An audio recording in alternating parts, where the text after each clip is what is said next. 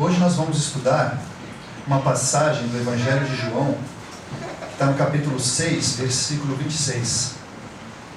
Se vocês não sabem, só para lembrá-los, quando nós temos o capítulo e versículo, o capítulo ele fala uma história bem maior e o versículo vai pontuando passagens. Então o João capítulo 6, ele fala daquela parte da multiplicação dos peixes e dos pães. Tem lugar aqui na frente, pode vir aqui. E hoje nós vamos estudar a seguinte passagem. Em resposta a eles, disse Jesus: Amém, amém, vos digo, buscai a mim não porque vistes sinais, mas porque comestes os pães e vos saciastes. Então as pessoas foram atrás de Jesus, porque acabaram de presenciar e tinham ouvido falar da multiplicação dos peixes e dos pães, onde se alimentaram milhares de homens. E o Emmanuel destaca a seguinte lição, intitulada Sinais do Céu. É curtinha, mas como vocês sabem, o Emmanuel faz do pouco muito. Diz o texto: Como ao tempo do Cristo, numerosas pessoas acercam dos círculos religiosos pedindo as provas do céu. Comumente, os católicos romanos rogam milagres, os espiritistas esperam fenômenos, os protestantes reclamam experiências. Os raciocínios que chegam do exterior, entretanto, cooperam no esforço, mas não resolvem o problema da vida. O homem está sempre rodeado de sinais do céu. A questão não é de exibir fatos. Resume-se em possuir a necessária visão espiritual para compreendê-los. A operação mais simples da natureza revela o mecanismo sagrado que a fez surgir na vibração do poder criador da divindade. Mas são raros os homens que observam além da superfície. Eis porque, entendendo as criaturas, afirmou o Mestre que seus discípulos sinceros não o procuram pelos sinais que hajam visto, fortuitamente, mas pelo pão de vida e de bom ânimo que receberam de suas mãos generosas. Depois de provar-lhe a excelência divina no santuário da vida interior, compreendem que só o Cristo ensina. Com eficácia, só Ele sugere, com sabedoria, só Ele exemplifica o amor sem mácula. Atingindo essa compreensão, o discípulo conhece que a terra oferece muito pão para o corpo, mas que a fome da alma só o Cristo sacia. O Espiritismo ele tem uma coisa muito interessante. Se eu falar a palavra Espiritismo, naturalmente a gente lembra de Chico Xavier, não é isso? E quando a gente lembra de Chico Xavier, uma das coisas que mais vem à nossa mente são as cartas que ele escreveu. É uma das atividades que o Chico fazia que mais chamava a nossa atenção. E eu acredito que todo mundo aqui já tenha tido a experiência de ver um documentário, porque quando o Chico partiu, tivemos muitos comentários e reportagens sobre as cartas que ele escrevia. E as cartas tinham tantos detalhes que muitas vezes as próprias pessoas não sabiam. Não sabiam. De todas as milhares e milhares de cartas que o Chico escreveu, tem uma em especial, umas especiais, que viraram um livro chamado Quando se Pretende Falar da Vida. Vai estar na feira. Tem na biblioteca. Quem já ouviu falar desse livro, levanta a mão. Quando se pretende falar da vida, menos os trabalhadores do centro. Vamos lá, não tenham tímidos. Quando se pretende falar da vida, mais alguém? Alguém mais já viu? Sabe qual é o interessante desse livro? Quando vocês um dia se interessarem em comprar, adquirir, ele tem a estrela de Davi na capa, que é o símbolo de qual povo? Judeu. Vocês sabem que judeu não tem o Cristo como Messias, né? Não tem. A história desse livro é o seguinte, é uma história real, obviamente. Um casal polonês, ele médico, chamado-se, já falecido, Davi Muscat, e a sua esposa, que agora não me recordo o nome, em São Paulo. Tinham 6 filhos. 6 filhos. Engraçado, por que eu sei disso de cor? Porque tem uma foto no livro que tem um bolo de aniversário com as 6 pontas da estrela de Davi, e em cada ponta o nome de um dos filhos.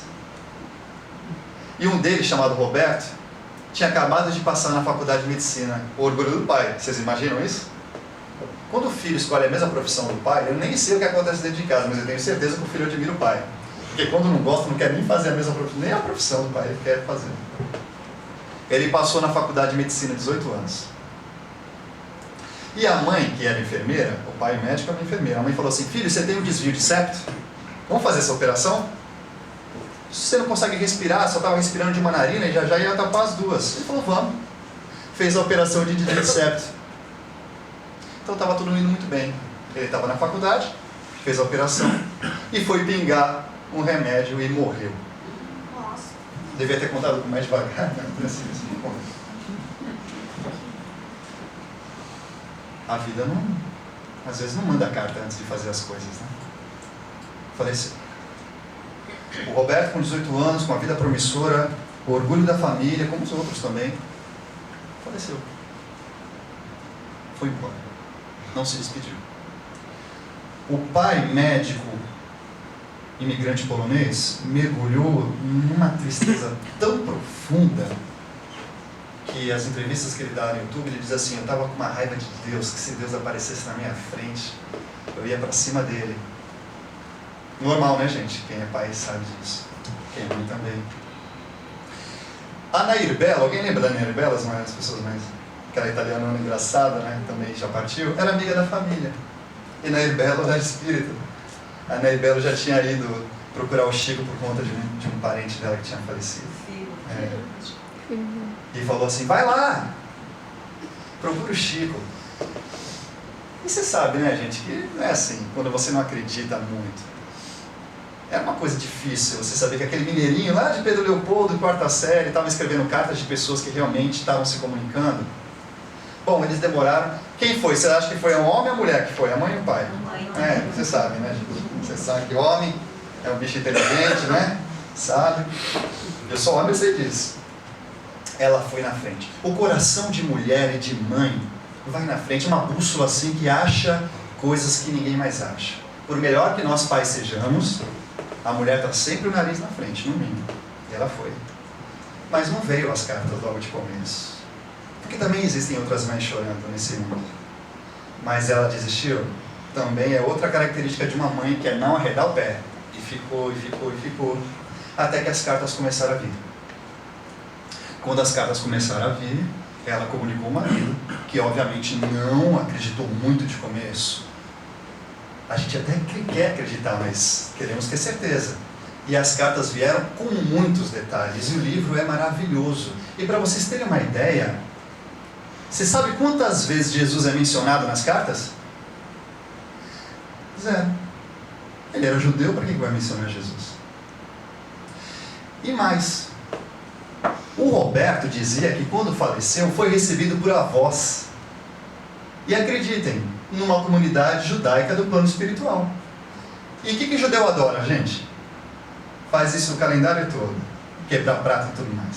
Adora festa. Judeu é um povo muito alegre.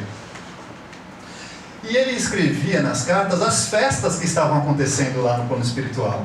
E o engraçado é que quando Davi, que também frequenta a sinagoga, judeu geralmente mantém a sua fé, ele olhou aquilo e falou: mas eu não conheço essas festas.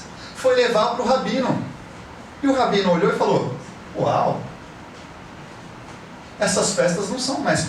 Nem vocês, judeus aqui de São Paulo, lembram dessa festa, porque a gente não fala mais delas.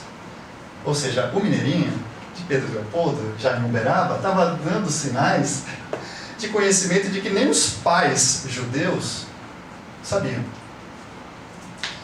Mas não se empolguem que a palestra não vai ficar nisso. Não vai. Porque esses são sinais. E eu estou falando daqueles que não vê os sinais e acreditam. A passagem do Chico, que foi luminosa na nossa sociedade, foi para dizer o seguinte: mães e pais que choram seus filhos. Eles lá existem. Então, se o filho do Davi Muscati, o Roberto, escreveu várias cartas que viraram esse livro muito legal chamado Quando Você Pretende Falar da Vida, o meu filho também deve se comunicar, concorda? Alguém aqui se lembra da reportagem que o Divaldo foi lá na Ana Maria Braga, que estava aquela Ana Rosa? Quando a Ana Rosa... você sabe quem é a atriz Ana Rosa? Perdeu o filho. É, a filha. E aí ela estava numa palestra com o Divaldo, e o Divaldo, depois que desceu assim do tablado, chamou ela e falou assim, vem cá, deixa eu te falar um negócio, a sua filha está aqui. E ela se emociona, e a Ana Maria se emociona, ela, o que sua filha está dizendo? Ela falava assim, olha, enquanto eu dava palestra, a sua filha estava do lado de você dizendo assim, essa aqui é minha mãe. E ela disse assim, mãe, todas as flores que você me mandou por pensamento, eu não fiz um vaso, fiz um tapete para quando você vier me visitar. É só a filha dela que faz isso? Não é a filha de todos que tiverem a mesma condição que ela? Mas Deus é tão amoroso que Ele não se limitou a dar uma carta do Roberto ou da filha da Ana Rosa através da comunicação, da visão do Divaldo. Vieram milhares de cartas. Milhares. São 412 livros do Chico. Muitos desses livros são cartas. Vocês podem passar anos lendo essas cartas. E é a prova da fé, da existência do plano espiritual. Várias existências, várias provas. O Divaldo também psicografou várias cartas. Cartas assim, emocionadíssimas, que dão assim um consolo muito grande. E o Espiritismo, de uma certa forma, ficou conhecido como isso. A religião dos fenômenos. E foi assim desde o começo. Aparições de espíritos, materializações de flores, cheiros de rosas, acontecia muito com o Chico. Vários fenômenos. E nós, naturalmente, seres humanos cheios de medo, ficamos encantados com fenômenos e acabamos esquecendo do livro, do estudo. Vocês já ouviram falar do Arnaldo Rocha? Arnaldo Rocha é o viúvo da Meimei. Já ouviram falar do espírito Meimei? A Irma faleceu com 26 anos, linda, bonita, teve uma doença e faleceu. E o Arnaldo era machão. Ele falou isso, né? Está no tudo no YouTube. Ele fazia jiu-jitsu. Não dava esse negócio de espiritismo. Embora a família dele fosse espírita, ele não era espírita e não gostava disso. A esposa faleceu. O grande amor da vida dele faleceu. E se tem uma chave que abre a nossa porta da ignorância, se chama dor. Mas ela abre com uma chave tetra, né? E destrava todos os cadeados. E ele disse que uma vez estava descendo lá numa rua de Uberaba e o Chico deu um encontrão nele. E foi papel para todo lado. O Chico quase foi pro chão, acho que o Chico foi até pro chão, ele ajudou. E o Chico olhou para ele e falou assim, ô Arnaldinho, a Meimei quer falar com você. Você imagina isso? E o Arnaldo foi participar dessa reunião. E ele falou, daquele jeitão meio bronco dele, que a médium era tão enrugada que ele dizia que ela parecia um maracujá de gaveta. E ele daquele jeito falou, isso aqui é uma palhaçada, eu não estou concordando com nada disso. E aí essa médium mudou o tom de voz, diz o Arnaldo, mudou o rosto e começou a falar igual a Meimei. E falou, o Arnaldinho não está acreditando. E ele ficou com a respiração suspensa. Falou, meu Deus do céu, o que está acontecendo? Mas não esqueça que o Arnaldo era machão. Ele disse que numa outra reunião, quem recebeu a Meimei foi o Chico. E o Arnaldo encheu o Chico de beijo. O machão beijou o outro macho. Porque quando a dor bate, a gente amolece. Não é assim com o bife tá duro? Você pega aquele afã e tá. Até a gente acha que está comendo filé mignon, né? É que o martelo transformou aquilo no filé mignon. E a gente está filé mignon ou está aquela carne dura? Tem que colocar às vezes na pressão, dar porrada. Mas ainda assim não é fenômeno, gente? E o Arnaldo dizia que além disso tudo, além de carta, além de comunicação psicofônica, existiam as materializações. Aí é o ápice do fenômeno. O que são as materializações? O espírito aparecia na sua frente, independente de nada. Um médium ia para um quartinho, uma espécie dessa sala. Determinados médiuns têm um efeito físico, ele tem uma liberação de um elemento que nós chamamos de ectoplasma, fluido vital. O espírito se serve desse elemento e aparece ali, na sua frente. Na sua frente, gente, que nem eu aqui, ó. Vocês já viram falar do Frederic Figner, conhecido como Irmão Jacó? Tem um livro chamado Voltei. O que muitas pessoas não sabem é que tinha uma médium no Pará chamada Ana Prado, que era uma médium de efeitos físicos. E detalhe, ela não era espírita, nem acreditava muito nisso não. Mas ele foi, porque a dor faz a gente ir para o Pará. E Pará naquela época era longe, era 1960, 50. A filha deles tinha falecido, jovem, a filha do Frederico Figner. Ela se materializa, abotou o casaquinho do pai. É coisa interessante, não é? Você imagina? Não é nem mais a carta, não é nem mais a voz, é o seu filho colocando o botão do seu casaquinho. Uau! E o Arnaldo participava dessas reuniões. Até que um dia, Emmanuel, você sabe que o Emmanuel era tranquilo, né, gente? Um espírito que não dava bronca, não pegava no pé do Chico. Estavam ali nas comunicações, nos fenômenos, entra, o Arnaldo diz, tudo isso no YouTube, tá? Só digitar. Não sou o Márcio que está inventando. Aparece um espírito de uns 2 metros de altura. O Cruzeiro do Sul, estrelado na roupa dele, levanta as mãos, sai uma luz fortíssima que cega quase todo mundo na sala e diz: acabou o fenômeno, chegou a hora do livro. É o livro que educa, é o livro que faz você entender, raciocinar, refletir, debater, afastar as ideias que não interessam, se tornar um homem na era do raciocínio. Não é a nossa era, não é do raciocínio? Não somos pessoas da era do raciocínio, da ciência, da razão?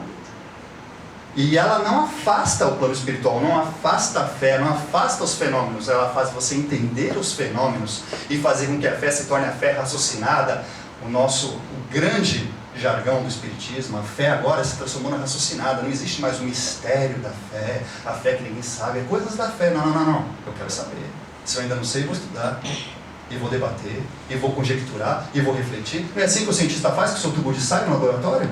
Com as vacinas, com tudo? O espírita faz a mesma coisa? Não em tubo de ensaio, mas refletindo. Se Jesus disse isso, o Chico disse aquilo, o Emmanuel disse aquilo, e começa a fazer uma pesquisa maravilhosa, na qual você é o maior beneficiado. Mas ainda assim é fenômeno, não é? E quando não é fenômeno? Quando não é fenômeno, quando você começa a entender que se todas essas demonstrações dos espíritos em nossas vidas, por cartas, por falas, por bateção, por outros fenômenos como a materialização, cheiros de flores e tudo mais, vocês têm dúvida que nesse exato momento estamos cercados deles? Que os seus afetos e às vezes desafetos estão acompanhando vocês quando entram por aquela porta? Que eles sabem o que vocês estão pensando antes de começar a palestra e está passando aqui?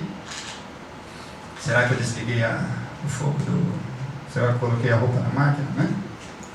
Será que aquela conta venceu? Eu joguei no... Assim.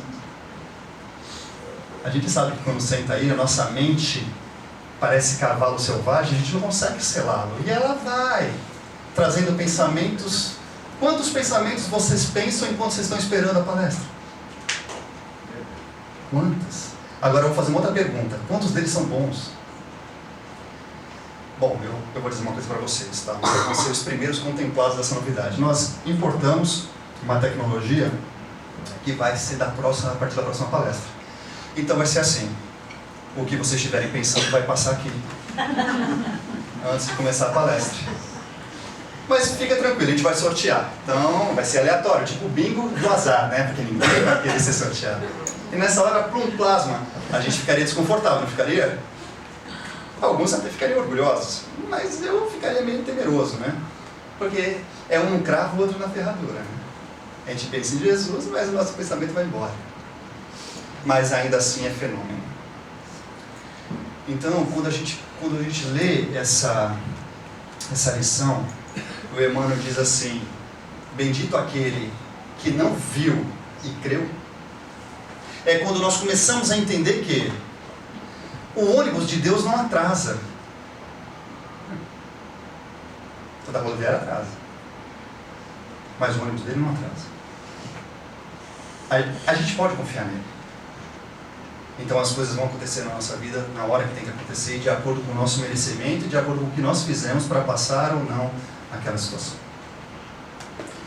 E eu acho isso das mais importantes situações, porque quanto mais começamos a internalizar essa fé, todos esses escândalos que começamos a escutar, que acontecem desde que o mundo é mundo, envolvendo principalmente médiums, nós não vamos nos interessar. Se tal médium de cura fazia cura, mas aconteceu dele seguir um caminho torto e não fazer mais cura, que Deus abençoe ele. Mas a minha fé não está ligada nisso. Tá? Porque todos aqueles que foram curados por Jesus não morreram. Jesus não deu vida eterna para ninguém no corpo físico. Então Jesus diz assim: eu curo o seu corpo, mas o que ele dizia? Vá e não peques mais, para que não te suceda coisa pior.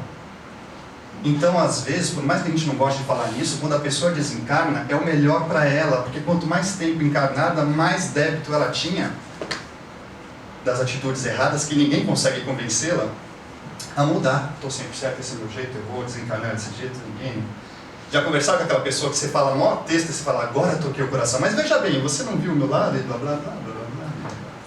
São pessoas que têm certeza de tudo. Eu vou ser sincero, num mundo tão grandioso, gigante, variável e multiforme como o nosso, ter certeza de tudo, olha, é um ato de coragem, senão digo outra coisa. É um ato de coragem.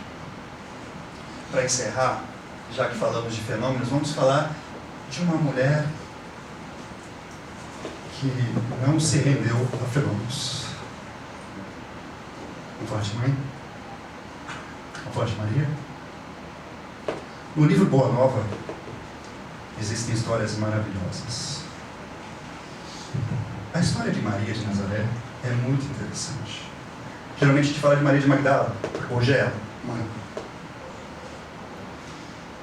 Imagina você ter o seu filho perfeito, sem mácula, sem pecado, que dedicou a sua vida inteira à cura, à exemplificação e ao ensino, ser crucificado na sua frente. Maria era uma moça. As mulheres tinham filho cedo. Seu filho estava crucificado e ao lado dela apenas João, o apóstolo que ficou ali ao lado dela. Os outros 11 tinham se afastado. Mas o texto diz uma coisa muito interessante.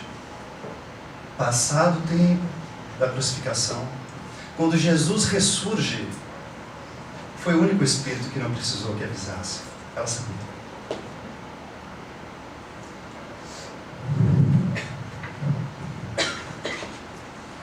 O que Maria disse quando Gabriel anunciou a vinda do Mestre? Faça-se em mim a tua serva.